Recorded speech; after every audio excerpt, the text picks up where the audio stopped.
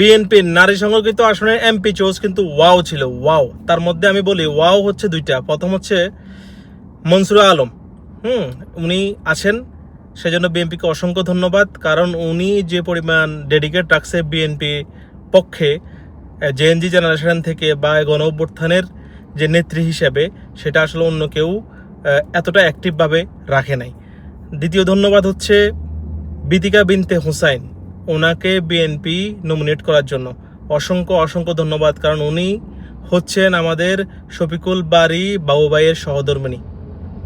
অসংখ্য ধন্যবাদ বিএনপিকে। উনি যদি বেঁচে থাকতেন তাহলে হয়তো আজকে তারেক রহমানের মন্ত্রিসভায় উনি থাকতেন। উনি আন্দোলন সংগ্রাম এমন নেতৃত্বে অন্য লেভেলে ছিলেন। আমাদের গর্ব আমাদের শফিকুল বারী বাবু ভাই। অসংখ্য ধন্যবাদ বিএনপিকে। শুধু একটা নক্তা দিচ্ছি, সেটা হচ্ছে কি, যদি পাপিয়া আপা থাকতো এই সংসদে সংরক্ষিত আসনে তাহলে খুব ভালো হইতো। কারণ আন্ডারগ্রাউন্ড টেনেল পার্টি, তাদের যুবশক্তি এনসিপি এবং বিএনপি থেকে দলছুট এরকম যে হুম্বি তুম্বি কয়েকজন আছে, এদেরকে সাহায্য করার জন্য পাপিয়া আপা কিন্তু একদম পারফেক্ট ছিল। যাই হোক, বিএনপিকে অসংখ্য অসংখ্য ধন্যবাদ। বিএনপি জনগণের প্রত্যাশা পূরণ করেছে। জনগণ যাকে যাকে চেয়েছে তার 90% এই লিস্টে এসেছে। অসংখ্য ধন্যবাদ। সাথে এই জন্য আরও ধন্যবাদ চাটুকার বা শিল্পী বা সঙ্গীত শিল্পী বা হচ্ছে নায়িকা গায়িকা, এদেরকে অ্যাড করা নাই।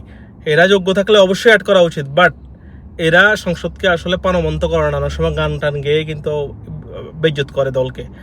বিএনপিকে আবার ধন্যবাদ এই ডিসিশন করে নেওয়ার জন্য। সবাই ভালো থাকবেন।